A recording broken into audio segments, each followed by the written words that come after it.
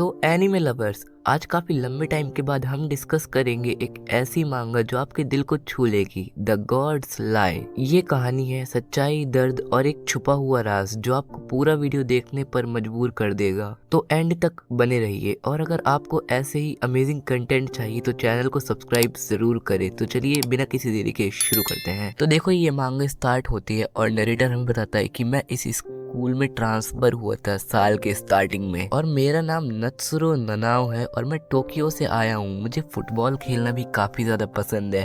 और यहाँ पर इंट्रोडक्शन का पार्ट पूरा होता है, 1-2 महीने बीत जाते हैं और फिर आता है 14 फरवरी का दिन, जहाँ पर एक लड़की आती है नत्सुरो के पास जिसे नत्सुरो पे क्रश था, लिटरली जिसे नत्सुरो पे क्रश था। और वो लड़की बोलती है, ये चॉकलेट्स मेरे पापा ने मेरे लिए फ्रांस से भेजी थी और इन चॉकलेट्स को जापान में कोई नहीं खरीद सकता, बट ये मैं तुम्हें देना चाहती हूँ गिफ्ट में। तो मैं एक बात बता दूं, नत्सुरो सिर्फ 11 साल का भी, और दूसरी बात, उसे लड़कियों से बात करने में थोड़ी सी चिढ़ होती है और शर्म भी बहुत आती है। तो अब तुम सोचो भाई, 11 साल के बच्चे को जिसे लड़कियों से बात करना पसंद नहीं है, उसे चॉकलेट मिल रही लड़की की तरफ से, तो फिर वो क्या ही रिएक्ट करेगा। इधर उधर की क्लास में बातें होने लगती है कि प्रिंसेस या फिर हिमेगावा उसे चॉकलेट क्यों दे रही है, और नत्सुरो वो करके वहां से भागने लगता है। वो शॉक्ड हो जाता है और वहां से भाग जाता है अपनी फुटबॉल लेकर। यहाँ पर नरेटर बताता है कि हिमे मीन्स प्रिंसेस होता है, इसीलिए उसका निकनेम प्रिंसेस है। और वो लड़की कहती है कि मैं तुम्हें चॉकलेट देना चाहती हूँ बट मुझे नहीं पता क्यों, और नत्सुरो वहां से भागता है और ये कहते हैं कि मुझे कोई चॉकलेट नहीं चाहिए। अब देखो भाई, यहाँ पर नत्सुरो के बारे में बातें चलने लगती हैं कि ये कैसा लड़का है, एक चॉकलेट एक्सेप्ट नहीं कर सकता, कितना अकड़ू है।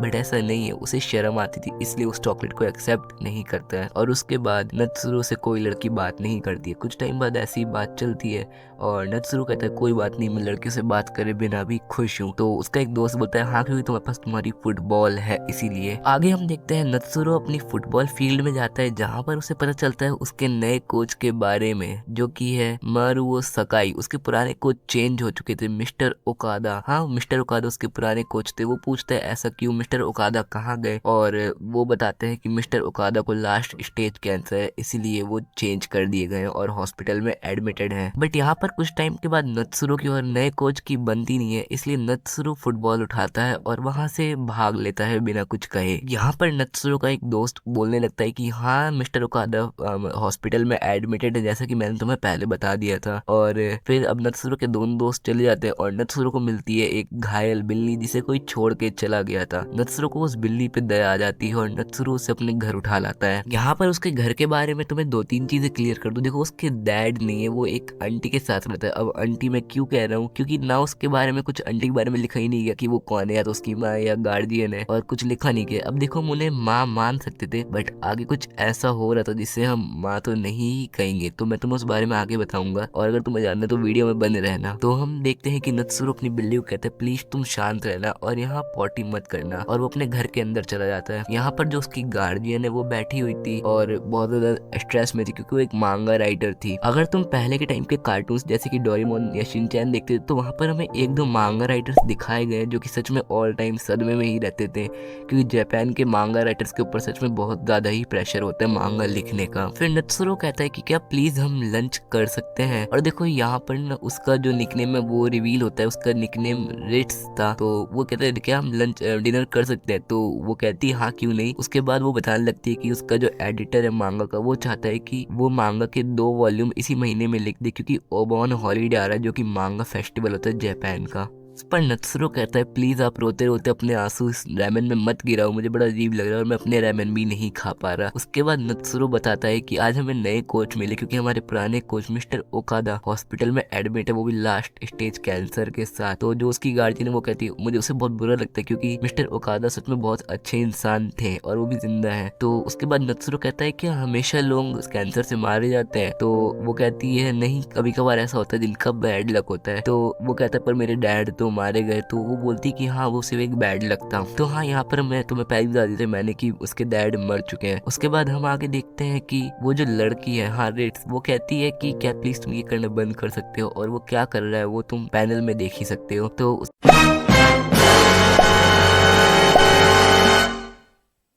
उसके उसके बाद वो आगे चल बढ़ते हैं और वो कहती है कि ठीक है हम किसी दिन मिस्टर ओकादा से मिलने जरूर चलेंगे। उसके बाद नत्सुरो को चिल्लाते हुए कहती है तुम एक बिल्ली घर में उठा लाए हो, क्यों? मैंने सही कहा ना? तो उसके बाद वो कहते हैं नहीं मैं कोई बिल्ली नहीं लाया। तो जो उसकी रिट्स थी वो कहती है कि प्लीज मुझसे झूठ मत बोलो, मुझे तुम्हें पता ना मुझे एलर्जी है बिल्लियों से और मुझे सांस लेने में दिक्कत होती है, प्लीज उसे घर के बाहर छोड़ के आ जाओ। नत्सुरो बिल्ली को गोदी में उठाता है और भगते हुए जाता है घर के बाहर। अब देखो यहाँ पर आगे एक लड़की की एंट्री होती है जो कि नत्सुरो की ही क्लासमेट थी जिसका नाम था सुजुमुरा। तो नत्सुरो कहता है क्या प्लीज तुम इसे अपने घर में रख सकती हो? और सुजुमुरा कहती है कि हाँ मैं इसे घर में रख लूंगी बट इसका खर्चा हर महीने देना पड़ेगा जो कि है 1000 येन। अब पहले मेरे को लगा 1000 येन बहुत बड़ा रकम होगा बट जब मैंने ट्रांसलेट किया या फिर करेंसी चेंज करी तो मेरे को पता चला नहीं ये बस 480 रुपीज के आसपास पड़ता है, तो कोई इतनी बड़ी दिक्कत नहीं है, मंथली नत्सुरो इतना दे ही सकता है। तो नत्सुरो कहता है ठीक है मैं कल ये पैसे स्कूल में ले आऊंगा। देखो ये जो सुजुमुरा है इसका एक छोटा भाई भी था जिसका नाम यूटा है, ओकोत्सुनी शिव यूटा। तो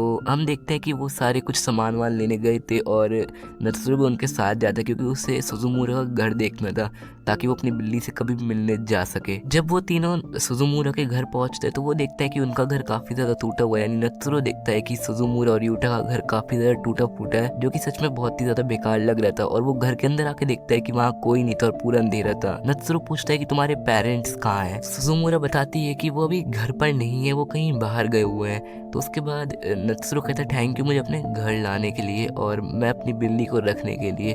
उसके बाद सुजुमुरा कहती है कोई बात नहीं, फिर वो तीनों खेलने लगते हैं। आगे हम देखते हैं वो तीनों उस बिल्ली का नाम टोफू रखते हैं क्योंकि वो बिल्ली टोफू की तरह बिल्कुल वाइट थी। और फिर सुजुमुरा को वो बिल्ली अच्छी लगने लगती है और वो कहती है 1000 येन की कोई जरूरत नहीं है, मैं इस बिल्ली को ऐसे ही पाल लूंगी, तुम इसे मेरे पास छोड़ दो। और हाँ प्लीज किसी को बताना मत कि हाँ मैं और मेरा भाई अकेले रहते हैं क्योंकि फिर वो हमें चाइल्ड केयर में डाल देंगे। इस पर नत्सुरो कहता है हाँ ठीक है मैं ये बात किसी को नहीं बताऊंगा और ऑलमोस्ट समर वेकेशन भी आ चुकी है तो हम मजे कर सकते हैं बिल्ली के साथ। तो सुजुमुरा कहती है ठीक है तुम जब चाहो तब अपनी बिल्ली से मिलने आ सकते हो। और हाँ वो दोबारा कहती है प्लीज किसी और को मत बताना कि हम यहाँ अकेले रहते हैं। नत्सुरो ठीक है बोल के अपने घर के लिए निकल जाता है और हम देखते हैं कुछ टाइम बाद का सीन जब समर वेकेशन आ चुके थे। वो समर वेकेशन में भी फुटबॉल खेलने जाता था बट जैसा कि मैंने तुम्हें पहले बताया उसकी उसके कोच से बनती नहीं थी इसलिए उसने गेम बीच में ही छोड़ दिया। बट 3 दिन बाद उसका फुटबॉल मैच आने वाला था जो कि 3 दिन तक चलता आउट ऑफ स्टेट यानी जापान की किसी दूसरी शहर में। तो नत्सुरो अपना मन बदल देता है, वो बहुत अच्छा फुटबॉल प्लेयर था फिर भी वो सोचता है इस बार मैं वहां नहीं जाऊंगा क्योंकि उसका फेवरेट कोच नहीं था भाई। और वो सोचता है कि काश मिस्टर ओकादा जल्दी से हॉस्पिटल से छुट्टी लेके बाहर आ जाए। तभी नत्सुरो को एक प्लान आता है कि क्यों ना वो अपने घर पे झूठ बोले कि वो मैच में जा रहा है और उसके बाद वो अपनी बिल्ली के साथ 3 दिन तक रहे यानी टोफू के साथ। तो वो अपने घर जाता है, रित्सुको यानी रित से बात करता है और वहाँ पर उनकी थोड़ी सी बहस हो जाती है उनकी मांगा के ऊपर। तो फिर नत्सुरो बताता है कि मैं अपने मैच में जा रहा हूँ और इसलिए मुझे 3 दिन तक घर के बाहर रहना पड़ेगा। उसके बाद रित्सुको मान जाती है और वो कहती है ठीक है अपना ख्याल रखना क्योंकि तुम हर साल ही मैच पे जाते हो तो मुझे कोई इतनी टेंशन नहीं है। और आगे नत्सुरो तैयार होता है, अपना फोन उठाता है और रिट्स उसके लिए लंच बना के लाती है क्योंकि उसे लगा कि वो मैच पे जा रहा है और बस में वो लंच करेगा। वो लंच लेके बाहर चला जाता है घर के और वो एक सीट पे बैठा होता है और सोच रहा होता है कि मैं उसके घर कैसे जाऊं। तो वहाँ जब वो एक बेंच पे बैठ के यही सब सोच रहा होता है तो वो उसके दोस्तों को फोन आता है उसे और उसके दोस्त बोलते हैं कि बस चलने वाली तुम जल्दी आ जाओ वरना तुम पीछे रह जाओगे। तब नत्सुरो बहाना करता है कि मुझे फ्लू हो गया है और मैं नहीं आ सकता तुम्हारे साथ। और वहाँ पर आगे वहाँ पे एंट्री होती है सुजुमुरे की जो कि बोलती है कि तुम यहाँ क्या कर रहे हो, आज तुम्हारा कैंप डे है ना तो तुम्हें तो जाना चाहिए, क्या तुम्हें फुटबॉल पसंद नहीं है? तो नत्सुरो बोलता है मुझे फुटबॉल पसंद है लेकिन मैं नहीं जाऊंगा। फिर उसके बाद सुजुमुरा बोलते है कि टोफू तुम्हारी बिल्ली वो बड़ी हो रही है, मुझसे मिलना चाहते हो? तो नत्सुरो बोलता है हाँ क्यों नहीं। और भाई यहाँ तो उसके मन का ही हो गया तो वो फटाफट से उसके साथ चला जाता है उसके घर और वो देखता है कि उसका जो छोटा भाई है यूटा वो बिल्ली के साथ खेल रहा है। और वो यूटा बोलता है कि अरे दीदी तो अपने बॉयफ्रेंड को साथ ले आई। तो उसकी जो बड़ी बहन है उस पर चिल्लाते हुए बोलती है कि ऐसे नहीं बोलते, ये गलत बात है। फिर उसके बाद वो नत्सुरो बोलता है कि ये टोफू तो काफी ज्यादा सॉफ्ट हो गई है और काफी ज्यादा बड़ी भी होने लगी है और इसके नाखून शायद टूटे हुए हैं तो इसका थोड़ा सा बोल को। तो उसके बाद वो बताती है कि हाँ इसके बैक फुट में, सुजुमुरा बोलती है कि इसके बैक फुट में थोड़ी सी प्रॉब्लम तो है ही। और उसके बाद वो बिल्ली भाग के पेड़ पे चढ़ जाती है और उसके बाद वो सब हंसने लगते हैं और वहाँ पे मतलब खेलने लगते हैं वहाँ पे बहुत ज्यादा वो लोग। फिर उसके बाद उसे फोन आता है अपनी रिट्स का, वो बोलती है क्या तुम बस में बैठ गए हो? तो वो बोलता है हाँ मैं बैठ गया हूँ और बहुत मजे कर रहा हूँ। और वो पूछे कि तुमने लंच कर लिया? तो वो कहता है हाँ लंच कर लिया। उसके बाद सुजुमुरा खाना बनाने लगती है और नत्सुरो पूछता है क्या बना रही हो? तो वो बोलती है कि मैं टूना बर्गर्स बना रही हूँ, जो कि जापान की इसमें बहुत फेमस डिश है। और वो बोलती है क्या ये तुम्हें बनाना, नत्सुरो बोलता है कि तुम्हें वो बनाना आता है? क्योंकि हम सिर्फ अभी 6 क्लास में ही, हम तो बहुत छोटे हैं गैस के पास जाने के लिए भी। आगे सुजुमुरा बताती है कि जब हम घर में अकेले रहते तो हमें ये सब करना सीखना पड़ता है। उसके बाद वो नत्सुरो पूछता है कि तुम सच में हमेशा अकेले रहते हो? तो उसके बाद वो बोलती है हाँ हमारे पापा फिशरमैन है और वो रियली घर के बाहर ही रहते हैं। और घर के बाहर से उसका मतलब था अलास्का। अलास्का एक जगह है शायद जापान में, नहीं वो एक कंट्री अलग, जहाँ पे उसके डैड फिशिंग करते हैं। तो वो बताती है कि जब डैड वापस आते तो वो हमें घर चलाने के पैसे देकर जाते हैं। उसके बाद वो नत्सुरो पूछता है कि तुम्हारी मॉम का क्या? तो सुजुमुरा बताती है कि वो हमें बचपन में ही छोड़ के चली गई थी, पर तुम प्लीज किसी को बताना मत, क्योंकि अगर लोगों को पता चल गया कि हम अकेले रहते तो वो हमें चाइल्ड वेलफेयर या फिर समथिंग ऐसी कुछ जगह पर रहने भेज देंगे और हम अपने इस घर में नहीं रह पाएंगे। फिर जब भी हमारे डैड कभी कभार घर आया करेंगे तो वो बिल्कुल अकेले पड़ जाया करेंगे हमारे बिना। तो उसके बाद वो कहती है हाँ ठीक है। फिर बोलता है हाँ मैं कसम खाता हूँ मैं किसी को भी नहीं बताऊंगा। आगे नत्सुरो बोलता है क्या मैं 3 दिन तक यहाँ पर रह सकता हूँ मैं अपनी बिल्ली के साथ खेलने के लिए? तो वो बोलती है हाँ ठीक है, पर तुम्हें 500 येन हर रोज देने होंगे 3 दिन तक। तो भाई लड़की की डिमांड तो है पैसों की, और वो घर में अकेली रहती है, भाई मैंने पैसों के लिए कुछ ना कुछ तो करना पड़ेगा क्योंकि उसका एक छोटा भाई भी है। और तुम भाई ये सोचो जब वो लड़की खुद ही 11 साल की है तो उसका छोटा भाई कितना छोटा होगा। तो सच में इसीलिए उसे पैसों की तो कुछ ज्यादा ही जरूरत थी। उसके बाद नत्सुरो नहाने चला जाता है और वो बाथरूम में बैठ के सोच रहा होता है कि भाई अगर क्लास के दूसरे बंदे को पता चल गया कि मैं एक लड़की के घर पे रह रहा हूँ तो मैं तो भाई शर्म के मारे मारा जाऊंगा। और वो बाथरूम की टाइल्स को देख रहा होता है तभी एक टाइल्स वहां से टूट के गिरती है और उसी समय पे उसका छोटा भाई भागते हुए आता है, फिर उसके छोटे भाई को नहलाने लगता है। उसके बाद हम आगे देखते हैं कि जो यूटा है वो नत्सुरो से पूछता है क्या तुम्हारी कोई गर्लफ्रेंड है? तो नत्सुरो भाई मना करते हुए बोलता है कि नहीं मुझे लड़कियों की कोई फिक्र नहीं है और सच बताऊं तो मेरी क्लास की लड़कियां मुझसे बात भी नहीं करती है। तो उसका छोटा भाई यूटा बोलता है अच्छा मैं समझ गया। और वो बताता है कि पर कुछ टाइम पहले मेरी बहन बोल रही थी कि तुम बहुत कूल हो। और नत्सुरो फिर से वो 14 फरवरी की तरह शौक में आ जाता है, बट उस टाइम पे दूसरी लड़की थी, इस टाइम पे दूसरी लड़की है। और फिर नत्सुरो चिल्लाते हुए बोलता है क्या? तो उसके बाद हम सीन शिफ्ट होते हैं और रात का सीन देखते हैं जहाँ पर सुजुमुरा नत्सुरो से बोलती है कि मेरे पास और साफ कंबल नहीं है इसीलिए हमें एक ही बेड पे सोना पड़ेगा, क्योंकि उसका छोटा भाई पहले से ही बिल्ली के साथ एक छोटी सी अलमारी में सोता, जैसे डोरेमोन सोता था छोटी अलमारी में, वैसे ही उसका छोटा भाई भी सोता था। उसके बाद यूटा पूछता है क्या तुम मेरे साथ मेरे रूम में सोना चाहोगे? तो नत्सुरो बोलता है मैं सो जाता बट मैं फिट नहीं आऊंगा। और वो नत्सुरो अपने मन में सोच रहा होता है कि उसने कहा था मैं कूल हूँ, तो क्या सच में? और अब देखो जो यहाँ पर यूटा ही एक छोटा बच्चा था तो ये पूछ नत्सुरो से जिद करता है कि मुझे एक हॉरर स्टोरी सुनाओ।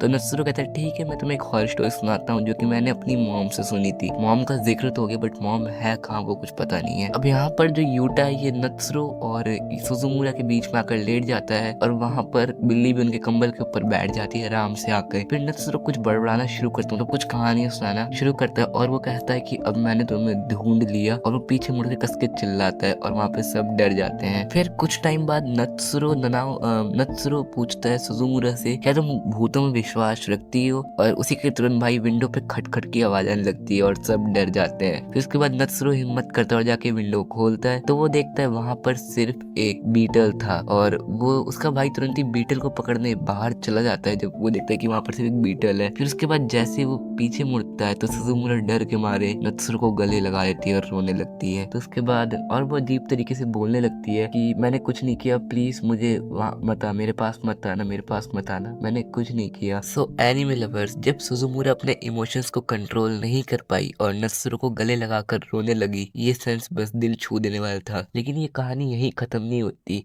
आगे छुपा हुआ है एक बहुत डार्क सीक्रेट। आगे क्या होता है उसके लिए देखना पड़ेगा पार्ट 2 आप सभी को। अगर आप एक्साइटेड हो तो कमेंट में पार्ट 2 फटाफट से लिख दो। जितने ज़्यादा पार्ट 2 होंगे उतने ज़्यादा जल्दी मैं वीडियो बनाऊंगा, लिखना मत भूलना। और चैनल को सब्सक्राइब करके बेल आइकन ज़रूर दबा देना ताकि नोटिफिकेशन आपके पास सबसे पहले जाए। मिलते हैं इसके पार्ट 2 या मेरी अगली वीडियो में, तब तक के लिए सायोनारा।